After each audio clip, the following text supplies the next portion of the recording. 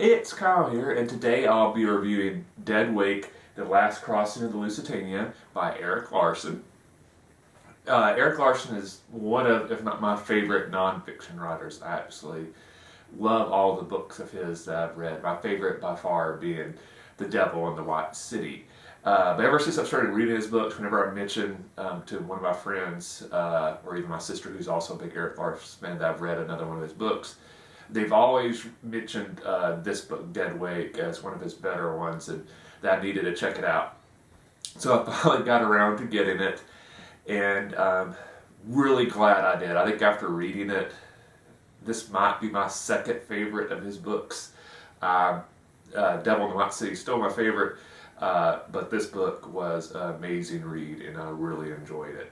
If you're not familiar with the Lusitania at all, it's a very famous cruise ship. Kind of think like the Titanic in the era of World War One.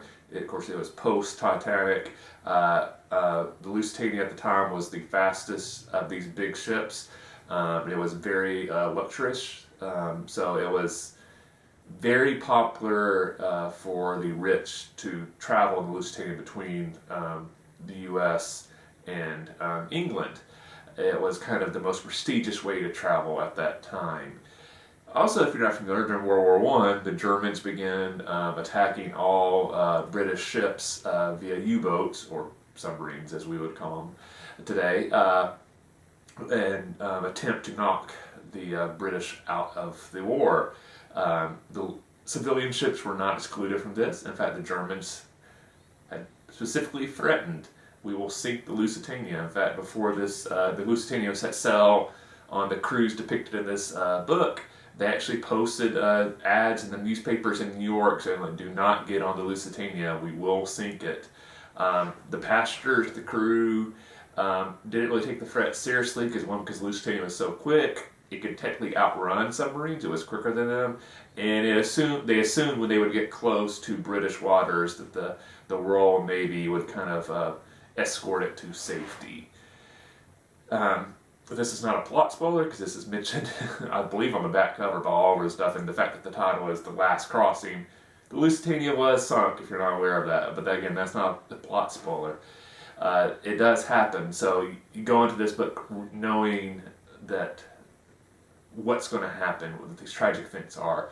And one reason that's especially impactful is what Erik Larson does so great in all of his books is he explores these historical events from individuals involved, but at all levels, not just the leadership, not just, so many books about history focus just on like the leaders, presidents, kings, prime ministers, generals, admirals, stuff like that, and they kind of forget about the regular everyday people. And Erik Larson does it. He explores it from all angles. So you do get viewpoints from like the ship's captain, the military leadership in England, for example. So you're getting that high end of viewpoint, but you're also getting passengers, crew members, the press, civilians of all types. So you're getting it from all viewpoints. And the way Erik Larson writes, he does such an amazing job that when you're reading his nonfiction books, in a lot of ways they feel like you're reading a novel because he really rounds out these individuals that he's using to kind of tell the story of the historical event. So you really become to care about them the same way you would care about your favorite character in a novel you're reading. So when the tragic events of this book happen, it's even more impactful, which I think is appropriate because this was one of the most tragic events of the 20th century. So many people, the majority of people on the ship do die when it's sunk. So you have individuals that you're reading about, maybe they died, maybe they survived, but they lost their spouse, they lost their kids, they lost their parents. They were all impacted in some way.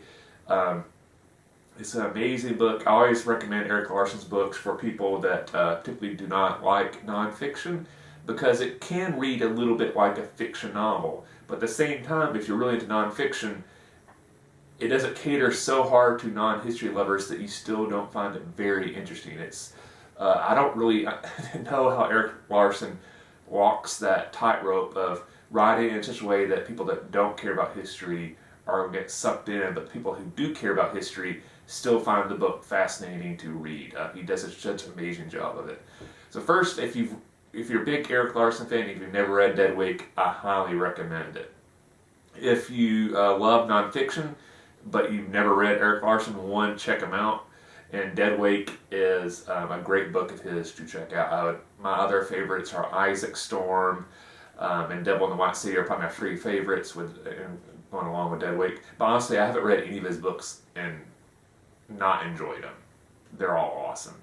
And then, I guess for the last group, if you typically do not enjoy reading nonfiction, if you're more of a fiction person, Erik Larson's a great, nonfiction author to check out. So maybe look into his books, see which of the subjects he explores you find the most interesting, and give it a try. Like if you like true crime, mystery type stuff, check out Devil in the White City. If you love kind of natural disaster type stuff or science or weather, maybe check out Isaac Storm.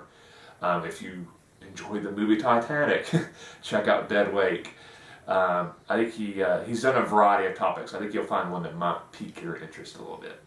In the comment section below, let me know if you've read Erik Larson's books before. Let me know which is your favorite. I'd be very interested to see what all the books are mentioned below. Maybe it's one I haven't read yet, and that'll give me a reason to check it out.